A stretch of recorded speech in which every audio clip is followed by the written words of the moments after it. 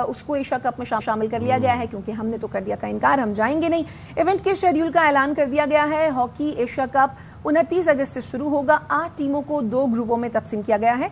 पाकिस्तान ने सिक्योरिटी खदशात के पेश नजर भारत जाने से इनकार कर दिया। बिल्कुल जनाब, और अब जरा चलते हैं क्रिकेट की तरफ। क्रिकेट के मैदान से आपको खबर पहुंचाते हैं और आपको ये बताते हैं कि पीसीबी ने सेंट्रल कॉन्ट्रैक्ट का कर दिया है ऐलान।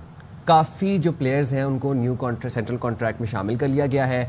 उसके बाद अब अगर आपको ये बताएं कि कोई भी खिलाड़ी ए कैटेगरी में अपनी जगह नहीं बना सका। बाबर और रिजवान ए से आई गेस बी कैटेगरी में आए हैं, एक कैटेगरी तनज़ुली का शिकार हुए। तो आपको बताते हैं कि बाबर आजम और मोहम्मद रिजवान की तनज़ुली हुई, दोनों ए से बी कैटेगरी में आए। मजमूई तौर पर 30 जबकि 12 नए प्लेयर्स को कॉन्ट्रैक्ट दिए गए और परफॉर्मेंस की बुनियाद पर कैटेगरी बी, सी और डी में 10-10 खिलाड़ी रखे गए हैं। तो इस पर बात करने के लिए हमारे साथ मौजूद हैं नुमाइंदा खुसूसी स्पोर्ट्स शाहिद हाशमी। जब कोई खिलाड़ी सेंट्रल कॉन्ट्रैक्ट में एक कैटेगरी हासिल नहीं कर सका, तो अब क्या ये समझा जाए कि पीसीबी ने एक कैटेगरी बिल्कुल सिरे से ही खत्म कर दी है? नहीं, खत्म नहीं की। उन्होंने एक तरह से मैसेज दिया है, वार्निंग दी है कि प्लेयर जो है उनकी परफॉर्मेंस इतनी अच्छी नहीं रही पिछले 1 साल में, तो टीम की परफॉर्मेंस भी इतनी अच्छी नहीं रही कि कोई भी ए कैटेगरी का अहल नहीं है। ये थोड़ी सख्त वार्निंग है। हालांकि पूरी दुनिया में जितने भी क्रिकेट बोर्ड्स हैं वो खिलाड़ियों की जो इंडिविजुअल परफॉर्मेंस होती है उसकी बेसिस पर कॉन्ट्रैक्ट देते हैं। टीम के जो रिजल्ट होते हैं वो उसको इतना काउंट नहीं करते। लेकिन ये भी बात है कि पूरी दुनिया में किसी भी टीम के इतने खराब रिजल्ट नहीं आए जितने पाकिस्तान के हैं। टेस्ट क्रिकेट में हम वेस्ट इंडीज जैसी टीम से हार गए, वर्ल्ड टेस्ट चैंपियनशिप में हम 90 नंबर पर आए, जनूबी अफ्रीका में हम दोनों टेस्ट मैच हार गए। ऑल्दो के हमने इंग्लैंड को अपने मुल्क में शिकस्त दी, लेकिन ओवरऑल हमारा टेस्ट का रिजल्ट इतना अच्छा नहीं रहा। फिर ओडीआई क्रिकेट में हम अच्छा खासा चलते चलते एकदम से लड़खड़ा गए। हम चैंपियंस ट्रॉफी में पहले राउंड से बाहर हो गए। हम न्यूजीलैंड से 3-0 हार गए। हम वेस्ट इंडीज से सीरीज हार गए, 34 साल बाद सीरीज हारे। T20 में भी हमें हमारी परफॉर्मेंस इतनी अच्छी नहीं रही। तो सिलेक्शन कमेटी ने और पाकिस्तान क्रिकेट बोर्ड ने बहुत सख्त फैसला लिया है और ये बताया है कि हमारी जो क्रिकेट टीम है उसके खिलाड़ी जो है वो एक कैटेगरी के अहल नहीं है। थोड़ा सख्त फैसला है। कुछ 2-1 खिलाड़ी ऐसे थे जिनको आप एक कैटेगरी में ले सकते थे, लेकिन एक तरह से मैसेज है खिलाड़ियों को कि आप अपनी परफॉर्मेंस बेहतर करें। अच्छा शाहिद साहब, सख्त फैसले किए गए। उसके बाद एशिया कप काफ़ी नए खिलाड़ियों को सेंट्रल कॉन्ट्रैक्ट में ऐड भी किया गया। बाबर रिजवान की बात की जाए, हमारे सीनियर प्लेयर्स हैं, वो एक कैटेगरी तनज़ुली का शिकार भी हुए।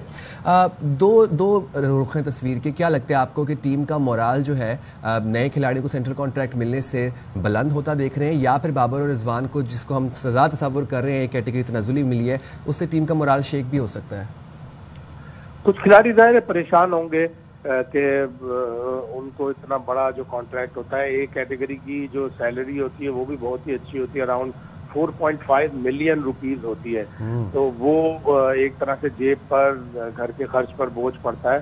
तो खिलाड़ी डाउन तो होंगे, लेकिन जो चंद खिलाड़ी जो नए सेंट्रल कॉन्ट्रैक्ट में आए, यकीनन उनका मोराल बुलंद होगा। T20 के 2 टूर्नामेंट पाकिस्तान की टीम खेलेगी, एक ट्राई सीरीज और फिर एशिया कप। ये वर्ल्ड कप की तरफ एक बहुत अहम कदम होगा। अगर इसमें दोनों में रिजल्ट अच्छे आते हैं तो समझे पाकिस्तान T20 वर्ल्ड कप की तरफ अच्छी पेशकदमी कर रहा है। कोच तो बड़ा कॉन्फिडेंट है, वो कह रहे हैं कि मेरी टीम अच्छी प्रोग्रेस कर रही है। देखें इन 2 टूर्नामेंट्स में क्या नतीजे आते हैं, उसके बाद ही पता चलेगा। लेकिन वाकई पिछले 1 साल में पाकिस्तान की टीम की कारकर्दगी इतनी अच्छी नहीं रही। खुसूसन हमारे जो 2 स्टार प्लेयर हैं, बाबर आजम और रिजवान, उनकी कारकर्दगी इतनी अच्छी नहीं रही। तो ये फैसला लग रहा है कि बिल्कुल होना ही था। अच्छा शाहिद साहब, पाकिस्तान ने जो हॉकी एशिया कप में सिक्योरिटी वजूहात की बिना पर जाने से इनकार किया है, इस डिसीजन को आप किस तरह से देखते हैं? क्या हमने ठीक किया? देखिए, जो जियोपॉलिटिकल सिचुएशन है पाकिस्तान और इंडिया के दरमियान, और मई में जो कन्फ्लिक्ट हुआ था, बुरी तरह मार खाई थी भारत ने पाकिस्तान से, और प्रोवोक भी पाकिस्तान को भारत ने ही किया था। पाकिस्तान ने पहलगाम वाक़े की जो 22 अप्रैल को हुआ था उस पर गैर जानिबदाराना तहकीकात की पेशकश की थी। उसके बावजूद ना तो तहकीकात की पेशकश को कोई ऑफर का जवाब दिया, ना ही कोई सॉलिड प्रूफ दिए, और एकदम से पाकिस्तान पर अटैक कर दिया। पाकिस्तान ने जवाब में रिसेंटली लेजेंड्स चैंपियनशिप की हरकत भी किया इन्होंने। जी हाँ, आप क्या कह रहे हैं? मैंने कहा शायद साहब ये जो रिसेंटली भारत ने लेजेंड्स चैंपियनशिप की हरकत की, जो मैच छोड़ के चले गए, इवेंट छोड़ दिया। वो जाहिर है वो हमेशा पॉलिटिक्स और स्पोर्ट्स को मिक्स करते हैं, लेकिन मई के एंड में या शायद जून जुलाई में हमारे जो चीफ रिपोर्टर हैं अजहर फारूक, उन्होंने खबर दी थी कि हुकूमत ने फैसला किया है कि हम अपनी हॉकी की टीम नहीं भेजेंगे, और वाकई हालात ऐसे हैं कि टीम नहीं भेजनी चाहिए थी। तो पाकिस्तान हॉकी फेडरेशन मना करता रहा कि नहीं अभी कोई फैसला नहीं हुआ, अभी कोई फैसला नहीं हुआ, लेकिन बिल आखिर उन्होंने अजहर फारूक की खबर को मानना ही पड़ा। Rightly sir, thank you very much Shahid साहब, अपने प्रोग्राम के लिए।